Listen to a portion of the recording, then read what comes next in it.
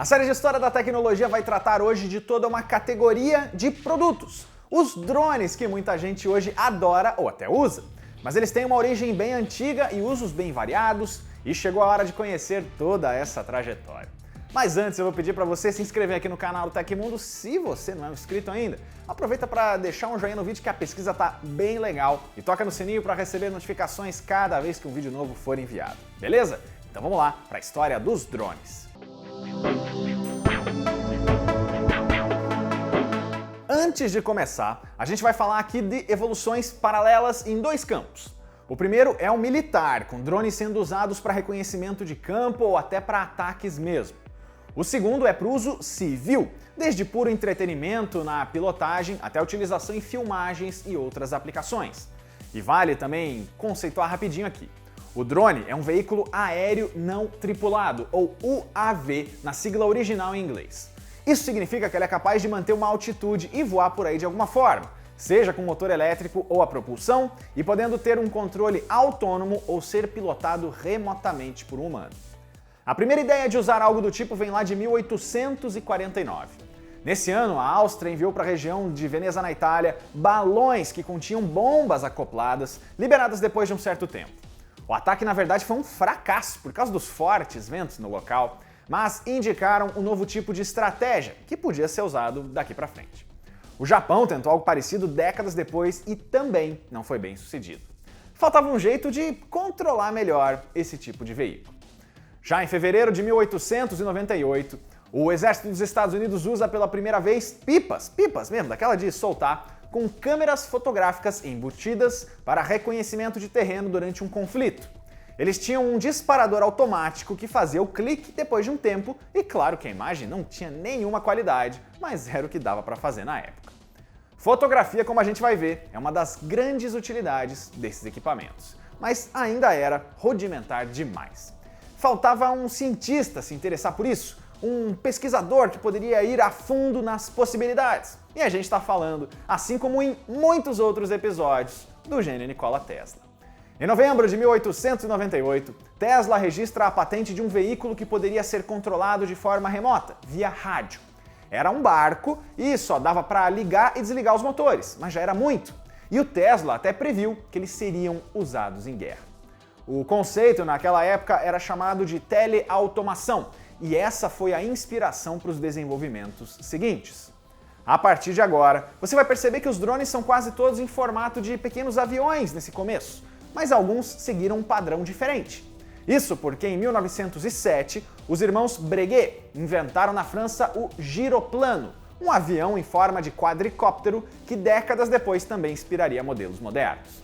E quase todas as próximas evoluções são aplicações militares. Vamos lá, começando em 1916, plena Primeira Guerra Mundial, com dois modelos. O Houston Proctor Aerial Target, que era tipo uma bomba voadora, só foi demonstrado como protótipo e nunca foi usado na prática. O mesmo vale para o Catherine Bug, de 1918, que revolucionou essa tecnologia apostando no giroscópio e no barômetro para ajudar na navegação. Ele era um aviãozinho meio kamikaze, com explosivos a bordo, mas era cheio de falhas e também não foi usado na guerra. Mas o potencial, esse sim, estava descoberto. Só em 1935 é que um ex-ator e empresário chamado Reginald Denny começa a fabricar aviões automatizados com a sua Radioplane Company. Ele foi o primeiro a pensar neles como um hobby, mas o seu grande trunfo foi um contrato com o governo dos Estados Unidos para fornecer o modelo Radioplane OQ-2. Esse foi o primeiro drone produzido em massa do mundo. E Norma Jean Dugard e a Marilyn Monroe foi descoberta ao participar de um ensaio fotográfico enquanto era funcionária da Força Aérea na linha de montagem, olha só, da Radioplane. Nesse mesmo ano, outro ricaço prosperava nesse setor. O engenheiro Geoffrey de Havilland transformou um de seus aviões em um modelo automatizado e deu a ele o nome de Queen Bee, abelha rainha. Em termos de engenharia, esse foi o melhor modelo em anos. Ele podia ser controlado por outro piloto ou de terra firme via rádio e podia ser usado para seguir uma frota ou como alvo móvel para testes de armamentos.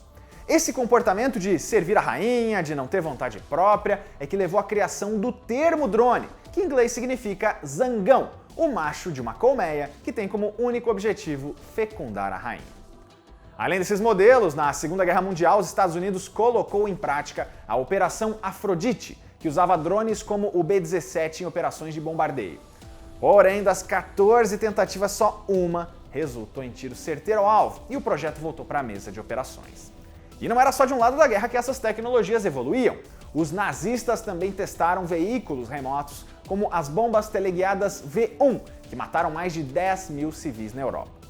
Com o tempo e o desenvolvimento de monitores de tubo, os modelos de drone começaram então a ter o ataque televisionado, para uma melhor visualização.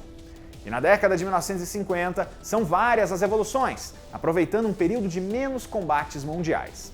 Em 51 nasce o Ryan Fire B, com uma cor vermelha super chamativa e motor de avião a jato, atingindo altas velocidades e ficando no ar por 2 horas, um recorde para a época. Esses modelos foram evoluindo ao longo dos anos e até ganharam tecnologias que dificultavam a sua detecção em radares.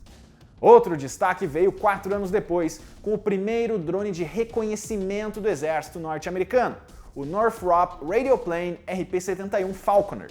Ele conseguia até capturar vídeos. Tudo isso seria colocado em prática a partir de 59, com o projeto Red Wagon do governo do país para uso com espionagem na Guerra Fria e depois durante a Guerra do Vietnã e do Golfo.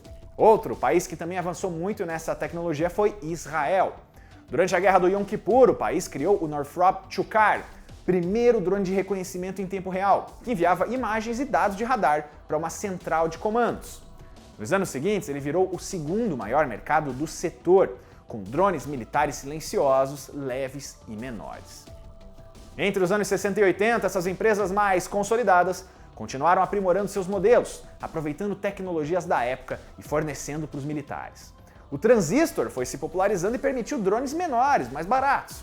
Além disso, muitos até começaram a ser controlados por um manche que lembra de um joystick mesmo. E finalmente esse barateamento faz os aeromodelos se popularizarem, mas olha, essa é uma categoria diferente, é outra história. A próxima grande revolução só vem em 1994, com a criação do General Atomics Mk-1. Ele é mais famoso pelo seu apelido Predator e por ser equipado não só com câmeras, mas também com 2 mísseis de precisão AGM-114 Hellfire, que usam laser para identificar e marcar o alvo. O Predator funcionava tão bem que ele foi recebendo várias melhorias ao longo dos anos em vez de ser substituído, ganhando até um mecanismo anti-congelamento para ser usado em condições climáticas adversas. Ele voa até 740 km de distância e pode sobrevoar um local por até 14 horas, voltando para a base em segurança para ser recarregado. Daqui a pouco a gente já volta a falar dele. Antes, em 21 de agosto de 1998, o Laima se torna o primeiro drone a cruzar o Oceano Atlântico, completando o trajeto em 26 horas e mostrando a evolução na categoria. E nesse mesmo ano a gente volta para os militares. O destaque desse ano é o Northrop Grumman RQ-4 Global Hawk, o modelo de reconhecimento mais autônomo, atingindo altas altitudes, voando por mais de 32 horas e com sensores que superam obstáculos como tempestade de areia, nuvens e neblina. A transmissão de dados e de imagens do que está abaixo dele é de alto desempenho, cobrindo 100 mil quilômetros quadrados de terreno por dia. E agora a gente volta para o Predator. Em outubro de 2001, um mês após o 11 de setembro, o drone é usado armado pela primeira vez em um ataque em Kandahar, no Afeganistão, para assassinar um líder do Talibã. A partir daí, o cenário mudou completamente, com ataques envolvendo menos soldados humanos em missões precisas, mas sim drones operados via satélite, com sala de comando que incluem ordens diretas e às vezes até participação dos presidentes. Esse é o modelo que mais foi utilizado em ataques à distância e combates em territórios como Iraque, Afeganistão, Paquistão, Sérvia e Iêmen. Mas o uso indiscriminado de drones é muito polêmico e já resultou em muitos erros. Diversos civis já foram mortos em ações dos Estados Unidos, começando em fevereiro de 2002, quando um afegão chamado Daraz Khan procurava por pedaços de metal de um conflito anterior para vender e acabou morto por um drone, sendo confundido com um terrorista. Veículos e casas de inocentes já foram atingidos de forma errada também, o fato disso ser automatizado, às vezes autônomo, é meio assustador. O Predator só foi aposentado em 2018 para dar lugar ao Reaper Mk-9. Criado 10 anos antes, ele é maior, mais veloz e tem muito mais armamentos. Hoje, o exército do país treina mais pilotos de drone do que de bombardeiros. E olha, Israel continua como referência. Empresas como a Elbit também não param de fechar contratos de larga escala para fornecer modelos como o Skylark, o Thor e o Hermes 450. Só que olha, outros países também entraram na jogada. Ataques a refinarias da Arábia Saudita agora em 2019, feitos por drones, podem ter partido do Irã. Estamos em uma nova era de guerras, em que o inimigo é uma nave autônoma. Mas não é só no meio militar que esses equipamentos vivem, e com o passar do tempo, a indústria da tecnologia em geral percebeu o potencial dele para muitas outras coisas. A gente vai voltar um pouquinho na linha do tempo aqui. Foi em 2006 que a Administração Federal de Aviação dos Estados Unidos emitiu a primeira licença comercial para um drone, permitindo que ele voasse tranquilamente pelo país.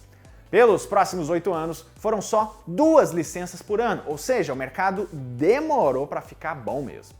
Já em 2007, uma Aerosonde saiu de uma instalação da NASA na Virgínia e conseguiu filmagens inéditas do furacão Noel, mostrando um outro potencial desses equipamentos. Filmagens de locais de difícil acesso e até mesmo perigosos. Em 2010, a novidade veio da CES daquele ano. Uma empresa francesa até então desconhecida chamada Parrot apresentou o AR Drone, um pequeno quadricóptero controlado via Wi-Fi pelo smartphone para ser usado pelo consumidor padrão, eu e você. Ele que inaugurou esse mercado, que em 2013 recebeu um concorrente de peso, a linha Phantom da DJI. Pois é, vocês pedem a história da DJI por aqui, ela vai ganhar um capítulo especial, então aguarde. Mas o fato é que a DJI elevou a competição principalmente com o Phantom 4. Ele revolucionou com as tecnologias que incluem machine learning, o desvio automático de obstáculos e acompanhamento automático de pessoas ou de objetos, fora um estabilizador de câmera que dá inveja para muitas fabricantes especializadas. Hoje em dia a empresa segue com linhas como a Mavic, a Spark e o baratinho Tello. Você tem um modelo aí? Conta pra gente nos comentários. E olha, até a Amazon quer entrar nessa brincadeira. Em 2013, o Jeff Bezos anunciou do nada que a empresa de logística começaria a desenvolver um sistema de entrega por drones. Esse sistema já existe, já é testado volta e meia, mas está longe de ser popular. A Uber também quer fazer algo parecido, fazer entregas por drones, e até se baseou nessa tecnologia no seu atual projeto de um carro autônomo voador. Mas provando que o mercado é implacável, em 2015 teve um drone que deu errado. Foi o Lily que explodiu a cabeça de muita gente quando ele foi anunciado, mas em 2 anos não conseguiu nem começar a fabricação em larga escala e faliu. A empresa reembolsou quem tinha feito os pedidos e fechou as portas. Hoje os drones são utilizados de forma convencional dos jeitos mais variados. Eles têm aplicações na agricultura, em filmagens ou segurança de eventos, em pesquisa científica, no transporte de órgãos para transplante e quando utilizado por criminosos para levar objetos em presídios pela janela. Pois é, já teve isso e adivinha, foi no Brasil. E os modelos vendidos hoje vão desde os top de linha até modelos baratinhos, só para diversão mesmo, e alguns até funcionando via energia solar.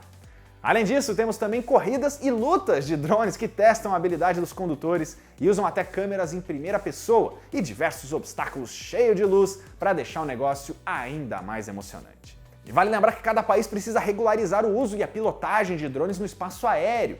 A liberação por aqui, feita pela ANAC, aconteceu em 2017 e existe monitoramento constante desses veículos, principalmente em locais de alta segurança ou com possíveis perigos, como em aeroportos. E essa história dos drones, esses equipamentos que tem um uso militar que é bem polêmico, mas tem o seu uso para entretenimento, para diversão da galera mesmo. Se você quiser ver a história de uma empresa, de um produto ou de um serviço aqui no canal, deixa o seu comentário que você sabe que a gente lê. Eu vou pedir de novo para você dar um joinha no vídeo, se inscreve no canal do Tecmundo se não é inscrito e confere a playlist do História da Tecnologia, porque aquela história que você pede tanto já pode ter sido contada por aqui. Até a próxima!